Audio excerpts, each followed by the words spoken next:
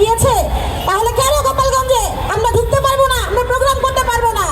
আবার আমার ভাইদেরকে নিয়ে টল করা হয় মিডিয়াতে যে হাতনাক ভয় পায় না, তারপর ট্যাঙ্কের মধ্যে করে চলে যায়। গোপালগঞ্জ কার বাবার সম্পত্তি না, 64 জেলার মধ্যে একটি দেশ, বাংলাদেশের একটা অংশ। আমরা গোপালগঞ্জে যাচ্ছি, আমরা গোপালগঞ্জ লং মার্চ করবই ইনশাল্লাহ।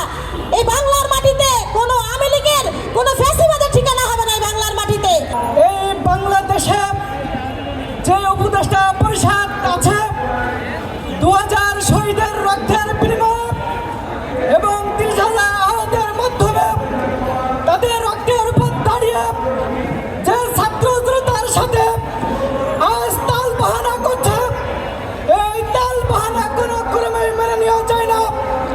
যখন দেখছে নাহিদের নেতৃত্বে সারা বাংলাদেশে একটা জোয়ার সৃষ্টি হয়েছে, এই জোয়ারকে থামানোর জন্য গোপালগঞ্জে যে পরিকল্পিতভাবে হামলা চালানো হয়েছে, এই হামলা চালানোর জন্য এই মুহূর্তে স্বরাষ্ট্র উপদেষ্টাকে পদত্যাগ করতেই হবে। আমাদের দায়িত্ব হচ্ছে শুধুমাত্র এই ফ্যাসিবাদ ব্যবস্থার বিলোপে ছাড়া আমরা রাজপথ ছাড়বো না। ইনকিলাব জিন্দাবাদ। একটি কথা বলতে চাই, নাহিদ ইসলাম বলেছিলেন আমরা কোনো পুরাতন খেলায় নতুন খেলোয়াড় হইতে আসি নাই, আমরা খেলার নিয়ম বদলাইতে এসেছি। এর জন্য প্রয়োজন একটি নতুন সংবিধান, গণপরিষদ নির্বাচন, যার মাধ্যমে এই বাংলাদেশের মানুষ তার নিজের গণতান্ত্রিক চর্চার মাধ্যমে একটি নতুন সংবিধান প্রণয়ন করবে। আমাদের দাবি হলো গোপালগঞ্জ বাংলাদেশের একটা অংশ। বাংলাদেশের যেহেতু অংশ, ওইখানে যে কেউ যেতে পারবে এবং সেটা প্রমাণ করেছে এনসিপি, এবং সেটার জন্য আমি খুব গর্বিত। দ্বিতীয় জিনিসটা হচ্ছে যে যা হয়েছে তার জন্য যারা যারা দায়ী তাদেরকে বিচারাধীন করতে হবে।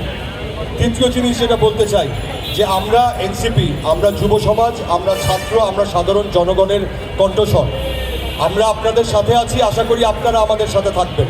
সংস্কার এবং নির্বাচন, সংস্কার এবং বিচার ছাড়া কোনো সময় নির্বাচন হতে পারে না।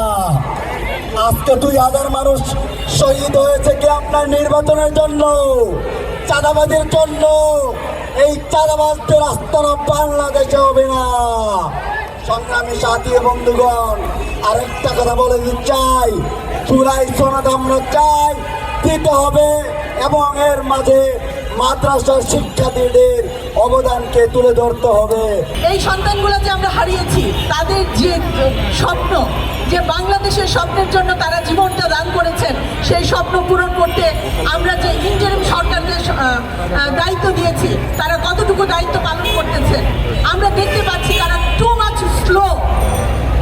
আমাদের দলের যে পদযাত্রা চলছে, সেই পদযাত্রার একটা রোডম্যাপ আগেই দেওয়া হয়েছিল। সরকার খুব ভালো মতো জানে কবে গোপালগঞ্জে যাবে দল, এবং পুলিশ প্রশাসন সবার সিগন্যাল নিয়ে যে সব কিছু সেফ, তারা গোপালগঞ্জে ঢুকেছে। তারপরেও কিভাবে হামলা হয়, এই ব্যর্থতার দায় পুরোপুরি প্রশাসনের।